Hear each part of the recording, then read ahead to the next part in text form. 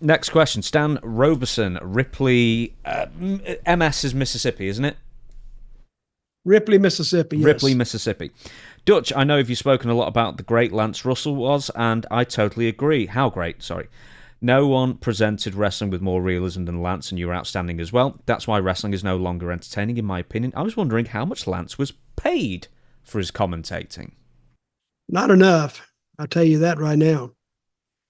I don't think he was overpaid, but I think later on, Lance did end up quitting his job at Channel.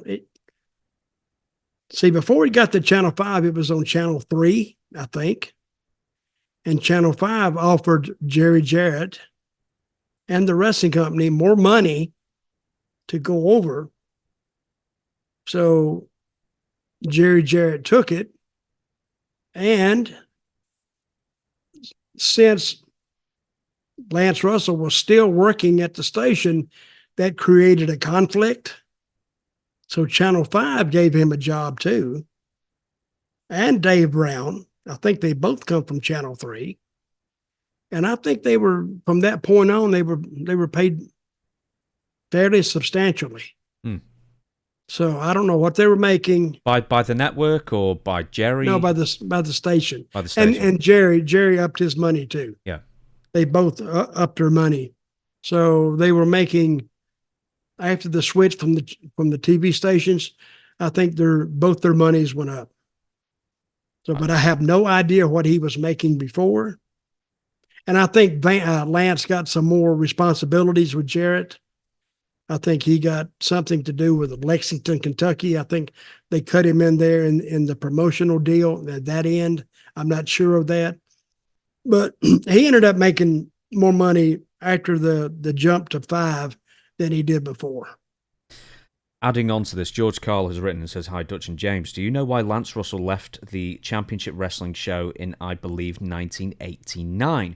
Did WCW just offer too much, or was the writing on the wall in Memphis?" So this is relating to Lance Russell jumping to WCW in 89. Why? And this is Carl? Yes, George Carl has written this in, yes. Yeah, he's my good buddy. Well, I'll tell you, George, it was a combination of both of those things.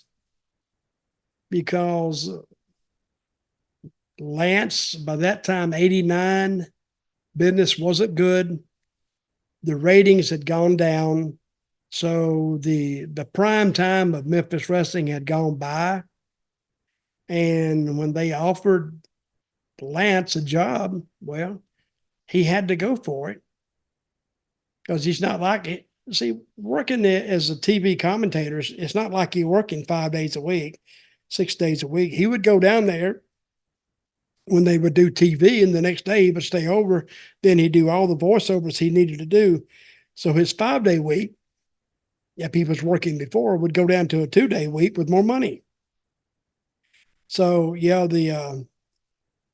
he could see the writing on the wall that he can make more money with WCW than he could with Memphis, and that the wrestling style of studio wrestling was going to be a thing of the past. So they caught it right at the curve and got out in time. He left. I can't believe he was there for that long. He left WCW in 1993. I didn't realize he was there for that long, but he still occasionally called matches for the company after he left.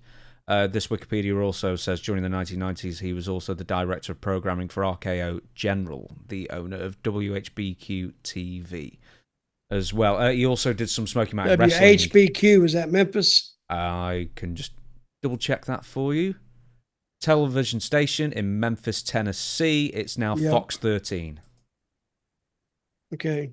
So how come Lance Russell wasn't given more responsibility in WCW during his run? Because, you know, it was all Tony Schiavone and Jim Ross and stuff, and the likes of Lance Russell seemed to be, you know, sort of pushed into the background there. I don't think Lance wanted it. No? Nah. Lance by that time was nearing retirement age.